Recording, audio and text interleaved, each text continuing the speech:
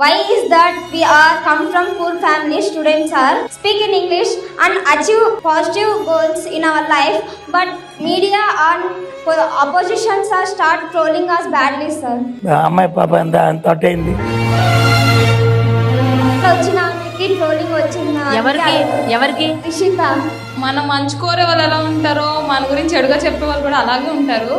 మా అందరికి ట్రోలింగ్స్ వచ్చాయి. అప్పుడు బెండపూడిలో మేఘన మాట్లాడినప్పుడు కూడా ట్రోలింగ్ వచ్చింది. కానీ ఆ ఏం పట్టించుకోకుండా ఫార్వర్డ్ వెళ్ళాలి. అదే మన టీచర్స్, మన పేరెంట్స్, మన సీఎం సార్ కూడా చెప్పేది అదే. So we never thought about all that trollings.